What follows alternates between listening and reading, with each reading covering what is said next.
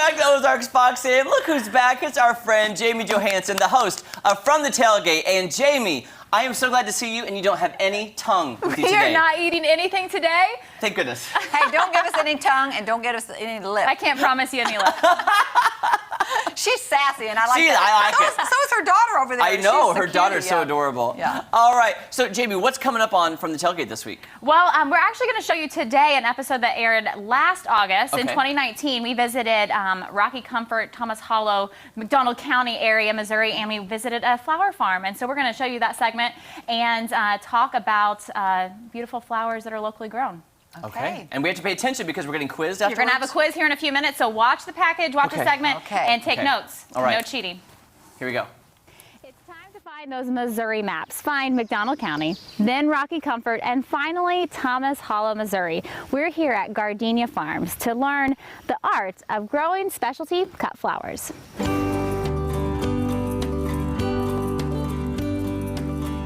Liz, take me back to the very beginning. Did you always know that you were going to be a flower farmer?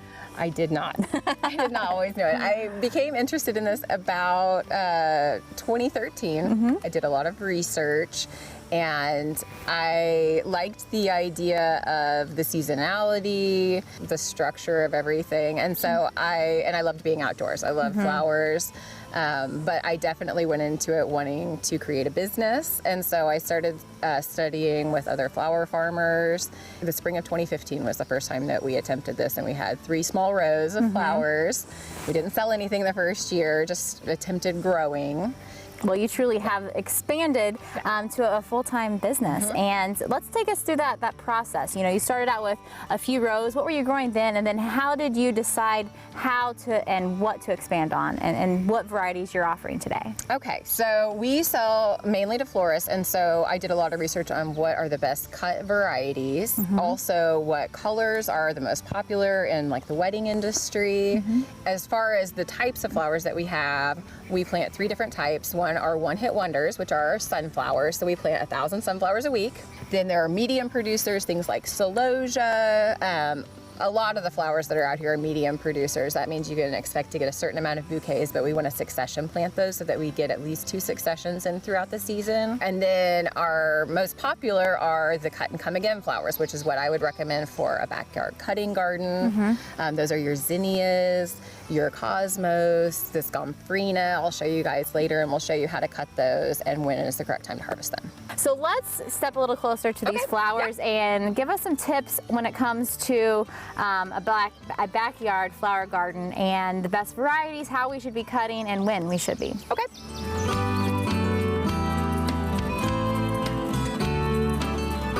Okay, so I was talking earlier about our cut and come agains, which is what I would recommend for a backyard cutting garden. A fun term I'm learning. I'm gonna have to take it home and use it. Yes, which actually means you cut the flower and then you have additional stems. Here's 3 additional stems that are just waiting to go to bloom. I have grown mini zinnias over the years and never would have called them that, so I'm learning something new. Yeah, so here's a little trick. If you just pinch down about 8 inches down the stem of the flower and shake it, then you can see this is sturdy, this is ready to be cut. So you'd want to cut above the set of leaves right here so that you're keeping these 3 next stems, okay? Now this one, whenever you shake it, you can see the neck is really loose, so I would not harvest that. I would move on to the next one. So this one looks ready to harvest. Take that. So it's not necessarily the thickness of the stem, it's the neck. It's the strength of the neck. And this is just with zinnias. Most other flowers, once they're open to this size, they're ready to harvest. Back here, this is another branching flower called gomphrena, and it comes in bright red, white, and this dark purple. Yeah, so this is Rudbeckia. This is something that I would recommend for a backyard cutting garden. It is a perennial plant, which means it will come back every year. Love perennials. It's drought resistant, and it's a cut and come again. So you cut it, and it's going to keep producing. We have 4 varieties. These are called Denver Daisy. We have a lime green scented one called Prairie Sun. And then the darker bronze ones are like an autumn beauty, and we'll have more of those coming on in the fall. This is the red gomphrena I was telling you about. That's the strawberry fields. And so this is another great cut and come again. This is also a really good dried flower. So I tried planting some of the flowers together that we could use in like our winter wreath arrangements and things like that. okay. So we're hoping to have a wreath workshop available this year. Well, you know, when we were talking before, you talked about this was land that your husband grew up on. Yes. You know, and his family's right here, his siblings are around, and you're raising your family here.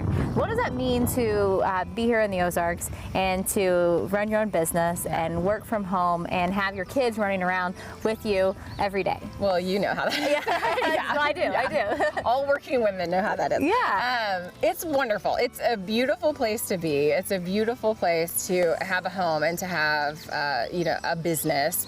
And it's wonderful to have 3 generations here. And also then the kids get to be, you know, so they get to see their grandparents. Their cousins are right down the road. They have, my husband's 2 brothers are all within 5 miles.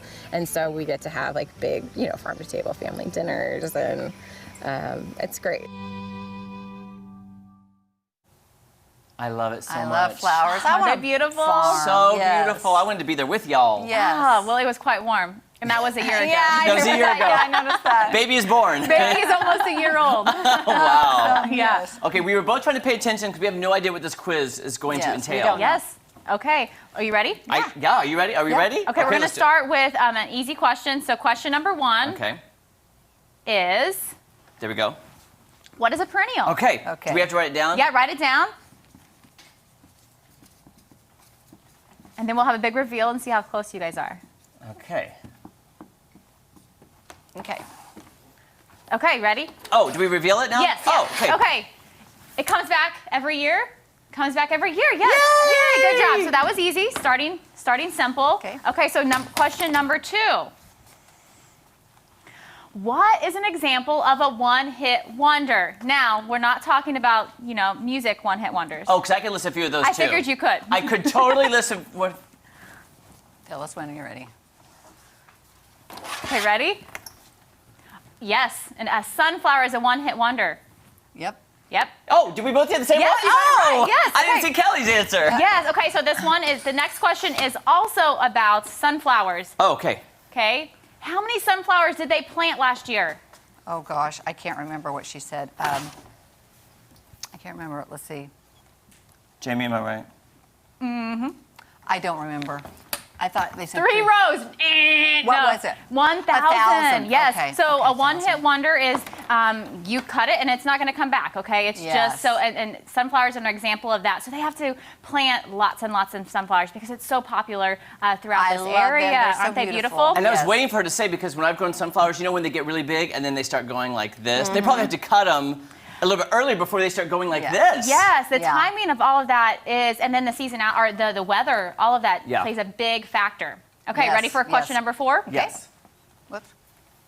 What is succession planting? And Oh, she talked about it when talking about sunflowers.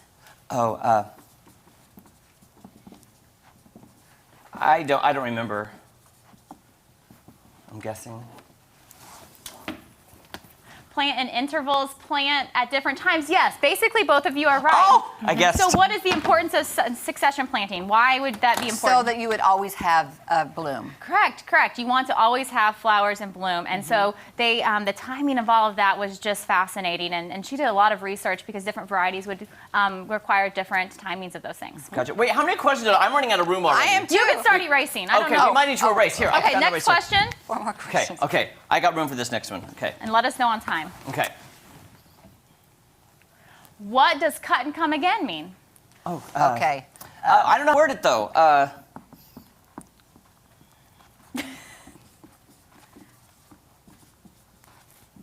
Lots of ways to describe it.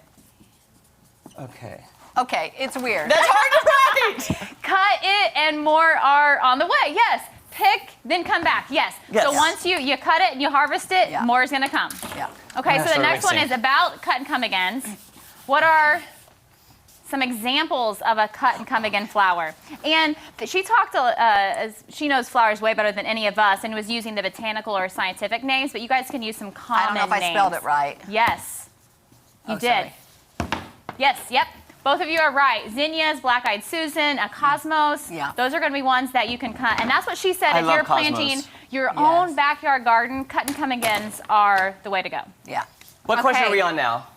I was trying to label. I don't know. Make it up. Okay. I'll make it up. How do you know when to harvest a zinnia? This is something that I definitely didn't know when you're thinking about it. Yes. Yes, you guys paid attention. Yes, you want to make sure the stem is strong and sturdy. A lot of times a flower will open up, and once it's fully bloomed, you can harvest it. But a zinnia, you need to do the shake test. Yes. Yes, Shake, which shake, is shake. good. Absolutely. Shake, shake, shake.